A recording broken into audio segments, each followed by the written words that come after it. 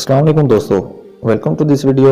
आज का हमारा टॉपिक है कि नमाज के अंदर बुरे ख्यालात क्यों आते हैं और कैसे इनका इलाज करते हैं।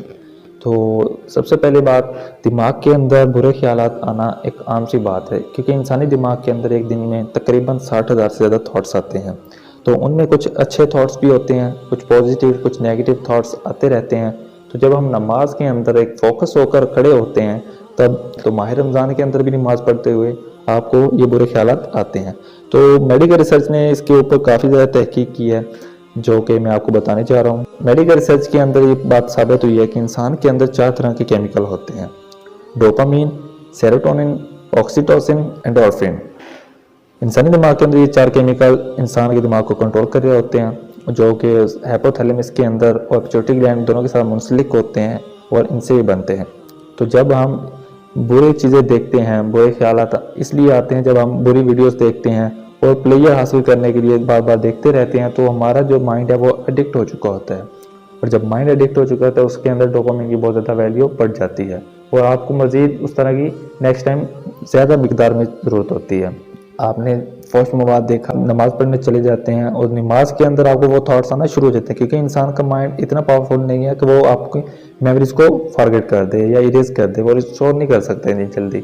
तो इसलिए जब आप वो देखते हैं फर्स्ट मवाद और नमाज के अंदर, तो आपको थॉट्स आना शुरू हो जाते हैं। ये कुछ शैतानी वसवसे होते हैं और कुछ आपके जो आपने अपनी आंखों से, अपने कानों से, अपनी ज़ुबान से जो कलमात अदा किए होते हैं उनकी वजह से होता है। तो इसका सलूशन जो है वो मेडिकल रिसर्च ने ये बताया है कि आप फहश कंटेंट मत देखें, आप पोर्न वीडियो मत देखें।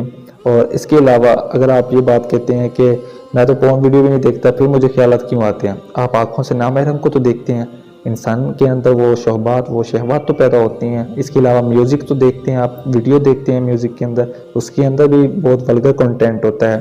तो अगर आप इसके ऊपर कंट्रोल करना चाहते हैं कि नमाज के अंदर आपके जो ख्यालात हैं वो पॉजिटिव आएँ, तो आपने फहश कंटेंट से बिल्कुल दूर हो जाना है, फहश कंटेंट को अवॉइड करें। उसके बाद आप म्यूज़िक वगैरह को जितना हो सके कट कर दें, क्योंकि म्यूज़िक इंसान के डोपामिन की जो वैल्यू है उसको बढ़ा देता है।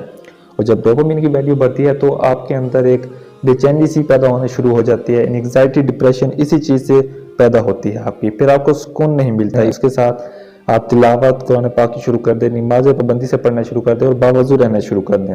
ये इस बीमारी का इलाज है और मेडिकल रिसर्च भी इस तहकीक पर पहुंच चुकी है कि जो दीन इस्लाम है वो बिल्कुल बरहक है और जो भी बात बताई जा रही है बिल्कुल एक्यूरेट है। उम्मीद है आपको ये वीडियो पसंद आई होगी। मिलते हैं इंशाल्लाह नेक्स्ट वीडियो में, तब तक के लिए अल्लाह हाफिज़।